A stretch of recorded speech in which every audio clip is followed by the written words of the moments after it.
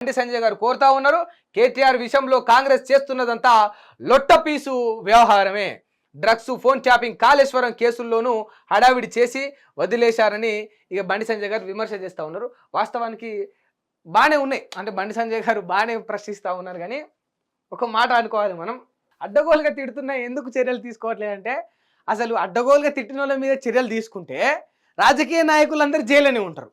To be frank మాట్లాడుకుంటే, అంటే గతంలో మీరు కూడా అన్నట్టు కదా కేసీఆర్ గారిని, తాగిండు కోటరేంది పండుకోడు, సుక్కేంది వండుకోవడానికి మీరు వాళ్ళనంటిరి, వాళ్ళేమో మిమ్మల్ని తంబాకు తింటారని వాళ్ళు మిమ్మల్ని అంటిరి, ఆ ఫామ్ హౌస్ దున్నితాని మీరంటిరి, ఇక పోలీసు వాళ్ళ మీద మీరు, మీ మీద వాళ్ళు, ఇక గతంలో అరాచకం అబ్బో, ఇక అది చూడలేని చరిత్ర, చెప్పుకోలేంది, అది అంతా ఇంత జరగలే.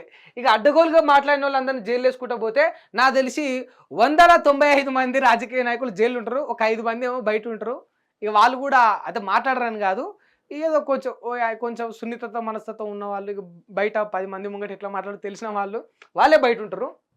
సరే, నిజంగా కేటీఆర్ను ఎందుకు అరెస్ట్ చేస్తలే అంటే, అడ్డగోలుగా అరెస్ట్ చేసుకుంటూ పోతారా? ఓ లెక్క, ఓ ప్రాతిపాదికత అయితే చూసి, అంత చూసి, వివరాలు చూసి, డీటెయిల్స్ చూసి అభియోగాలు మోపిరు, మరి అలా వాస్తవ అవాస్తవాలను తేల్చి, అంటే కోర్టు ఎప్పుడైతే న్యాయస్థానం అక్కడ ఉన్న న్యాయాధికారులు, న్యాయవాదులు కాదు న్యాయాధికారులు, అంటే న్యాయవాదులు ఉందే చెప్తారు అరెస్ట్ చేయాలి, తప్పు చేసిండు మళ్ళీ, బట్ న్యాయాధికారులు ఫైనల్గా వాళ్ళు భావించాలి ఇక్కడ అక్రమంగా డబ్బు తరలించబడింది, లేకపోతే అన్యాయం చేయబడింది, వీళ్ళు డబ్బును దోసుకున్నారని వాళ్ళు భావిస్తే అక్కడ ఉన్న ఆధారాల మేరకు అప్పుడు అరెస్ట్ చేస్తారు. ఉట్టిగానే అరెస్ట్ చేసుకుంటా పోరు.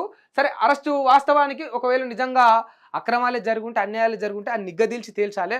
బట్ ఒక పాయింట్ మనం ఖచ్చితంగా మాట్లాడుకోవాలి, అంటే బండి సంజయ్ గారి విషయంలో మెచ్చుకోవాల్సింది ఏంటంటే, ఈ అంశాలు చెప్పాడు కదా, డ్రగ్స్, ఫోన్ ట్యాపింగ్, కాళేశ్వరం కేసుల్లోనూ హడావిడి చేసి వదిలేశారు. నిజంగా ఒక కేసును ముందటేసుకున్నప్పుడు 10 కేసులు దువ్వాల్సిన అవసరం ఏముంది? ఒక డ్రగ్స్ అంశం ముందటేసుకున్నాం, సరే డ్రగ్స్ అంశం అంటే నిన్న మొన్న అన్నాడు, అసలు అప్పటి నుంచి నాటి నుంచి కాళేశ్వరం ప్రాజెక్టును ముందట పెట్టిరు. ప్రతిపక్షంలో ఉన్నప్పటి నుంచి కాంగ్రెస్ గవర్నమెంట్ కాళేశ్వరంలో అవినీతి జరిగింది. సరే, దానికి ఎంత బడ్జెట్ అయిందని పక్కన పెడితే వీళ్ళు 86,000 కోట్లు అంటారు, అలా 1,00,000 కోట్లు అంటారు.